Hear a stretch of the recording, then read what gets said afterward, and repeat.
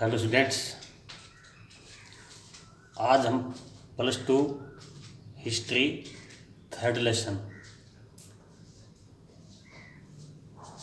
Kingship, caste and class, early societies, time period 600 BC to 600 AD, यानी जो lesson का period second का था वो ही थर्ड का है टाइम पीरियड, वो ही टाइम पीरियड फोर्थ लेसन का है। ये 4 लेसन अपनी फर्स्ट बुक एंशिएंट हिस्ट्री से रिलेट हैं। तो ये मत समझना कि जो लेसन हम पहले पढ़ चुके हैं सेकंड, उससे आगे थर्ड लेसन है। उस लेसन में हमने क्या पढ़ा था? 600 BC to 600 AD के बीच में कि वहाँ पर पॉलिटिकल इकोनॉमिक कंडीशन कैसी थी, कौन कौन सी डायनेस्टी ने रूल किया था, और उस अथॉरिटी को गवर्नमेंट को चलाने के लिए टैक्स कहाँ से वसूल किया जाता था। हमने इस लेसन में सेकेंड लेसन में ये पढ़ा था। यानी 600 BC और 600 AD के बीच में वहाँ पॉलिटिकल और इकोनॉमिक कंडीशन कैसी रही थी, और इस सब की जानकारी इन्फॉर्मेशन हमें मोस्टली इंस्क्रिप्शन ही देते हैं। बट इंस्क्रिप्शन जो इन्फॉर्मेशन या नॉलेज हमें देते हैं एक सोशल हिस्ट्री की, वो एक लिमिट ही इन्फॉर्मेशन होती है। क्यों? इंस्क्रिप्शन या अभिलेख कौन बनवाते थे? या तो रूलर या फिर कोई डोनर, या किसी को दान में कुछ देता है तो पिलर इंस्क्रिप्शन, स्टोन इंस्क्रिप्शन या फिर कॉपर प्लेट पे इंस्क्रिप्शन लिखवा देते थे। वो लोग उस टाइम की सोसाइटी के जो बॉटम पे जो क्लास है उसके बारे में कोई इन्फॉर्मेशन नहीं दी जाती थी। इस लेसन में भी हम क्या पढ़ेंगे? किंगशिप, कास्ट एंड क्लास, कि उस टाइम आपस में लोगों का भाईचारा बंधुत्व कैसे था, लोगों की जातियां कौन सी थी, लोगों के जो ना वर्ग कौन से थे। पहले तो 4 वर्ग बने, ब्राह्मण, क्षत्रिय, शूद्र, वैश्य। उसके बाद में जातियां बनी। ये सब कुछ हम पढ़ेंगे इस लेसन में। अर्ली सोसाइटी है ये, बहुत पहले की जो ना, पहले की मीन 600 BC और 600 AD के बीच की जो सोसाइटी है उनके बारे में पढ़ेंगे। तो हम लेसन की स्टार्टिंग करते हैं कि हमने 600 BC और 600 AD के बीच में जो पॉलिटिकल और इकोनॉमिक कंडीशन हमने पढ़ी हैं, उससे 600 BC से पहले यहाँ पर टेक्निकली ये सोसाइटी स्ट्रॉन्ग नहीं थी। 600 BC के आसपास आते आते यहाँ पर फॉरेस्ट्री जो थी उसको एग्रीकल्चर लैंड में कन्वर्ट कर दिया। डिफरेंट टाइप की जो ना टेक्निक एग्रीकल्चर में लगी। लोगों की इकोनॉमिक कंडीशन अच्छी हुई, लेकिन सबकी नहीं, सोसाइटी के कुछ लोगों की, यानी सोसाइटी के अंदर अच्छी टेक्निक से, अच्छी ट्रेड से 2 क्लास सामने आई। एक क्लास वो जो बहुत ही रिच एलिट थी, एक क्लास वो जो बहुत ही पुअर बॉटम पे थी। अब क्या है, सोसाइटी के अंदर सोशल डिफरेंसेस पैदा हो गए जो कॉन्फ्लिक्ट का एक कॉज भी बना। ये सब हम पहले लेसन में, फर्स्ट लेसन में पढ़ चुके हैं कि इंस्क्रिप्शन कितनी हमें नॉलेज देते हैं।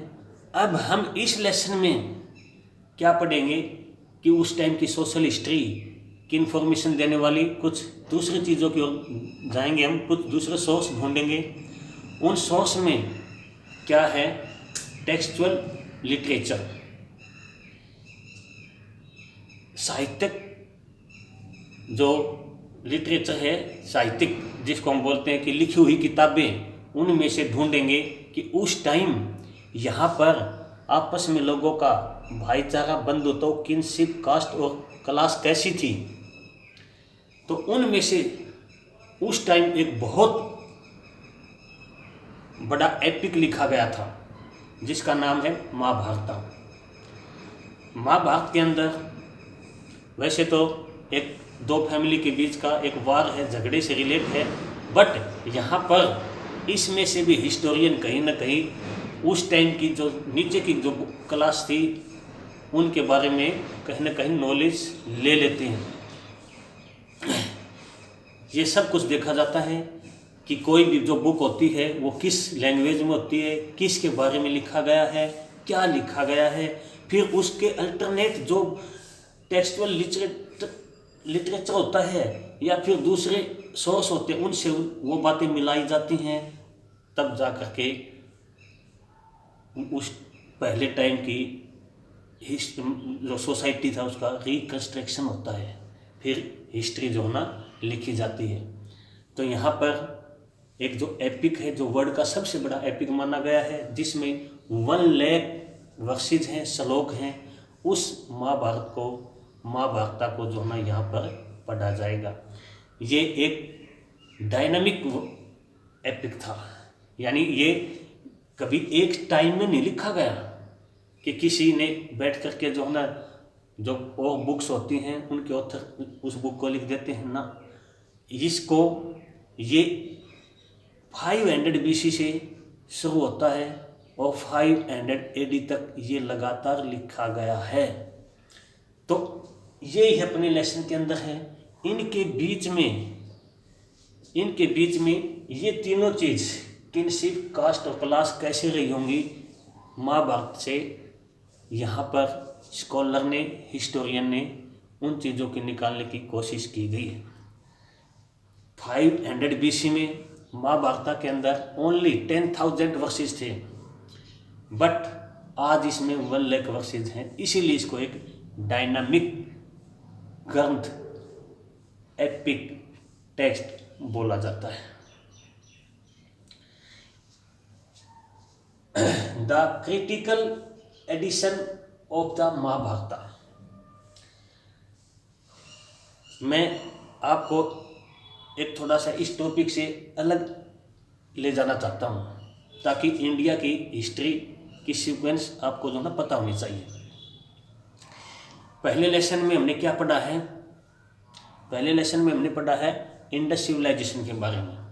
इंडस सिविलाइजेशन 2600 BC से 1500 BC तक चली।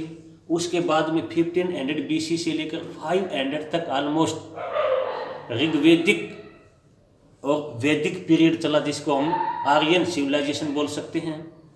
उसके बाद यहाँ पर मौर्य डायनेस्टी आई। मौर्य डायनेस्टी के बाद यहाँ पर छोटे छोटे एम्पायर बने। उन एम्पायर में सबसे इम्पोर्टेंट गुप्ता एम्पायर था।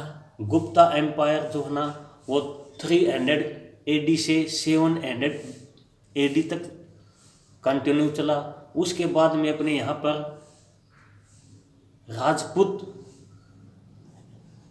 शासन आता है। राजपूत शासन के बाद यहाँ पर मुस्लिम एम्पायर आता है। मुस्लिम पहला जो मुस्लिम एम्पायर इस कंट्री का था वो कुतुबुद्दीन ऐबक था। कुतुबुद्दीन ऐबक से लेकर के जो दास डायनेस्टी से रिलेट है यहाँ से लेकर के, और लोधी डायनेस्टी का सबसे लास्ट का रूलर 1526, इस हम ये कह सकते हैं 1206 से 1526 तक ये जो टाइम पीरियड है इसको हम सल्तनत पीरियड बोलते हैं, क्योंकि इस टाइम दिल्ली के ऊपर शासन करने वाले रूलर जो थे वो सुल्तान कहलाते थे। 1526 से लेकर के 1857 का जो टाइम पीरियड है ये मुगल पीरियड है। यहाँ दिल्ली के गद्दी पर बैठने वाले रूलर ने अपने आप को बादशाह कहा है। 1857 से लेकर के 1947 तक का जो पीरियड है इसको ब्रिटिश पीरियड माना जाता है। तो ये सीक्वेंस याद करनी है, ध्यान रखनी है। अब हम टॉपिक करते हैं the critical edition of the Mahabharata. 1919 में क्या याद आया? जलियांवाला बाग इंसिडेंट। इसको आपने इस तरह सन को आपने मिला लेना। बट यहाँ जलियांवाला बाग इंसिडेंट से रिलेट कोई बात नहीं है। यहाँ पर 1919 में V.S. सुकथांकर एक स्कॉलर है, एक हिस्टोरियन है, उन्होंने एक ऐसा प्रोजेक्ट छेड़ा जिसमें उन्होंने 10-12 और स्कॉलर को लिया जो डिफरेंट लैंग्वेज को जानने वाले थे। उन्होंने पूरे कंट्री में वो लोग घूम करके डिफरेंट कंट्री के कॉर्नर से वहाँ से स्कॉलर को लिया जो बंगाली, पाली या प्राकृत या फिर तमिल, तेलुगु, कन्नड़, मलयालम, गुजराती जानने वाले थे। क्यों लिया उनको? क्योंकि उन्होंने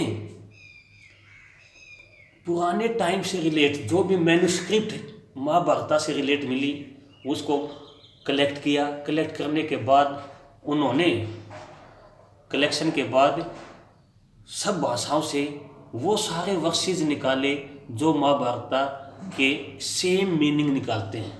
इस तरह उन्होंने 30,000 पेज का एक वॉल्यूम बनाया।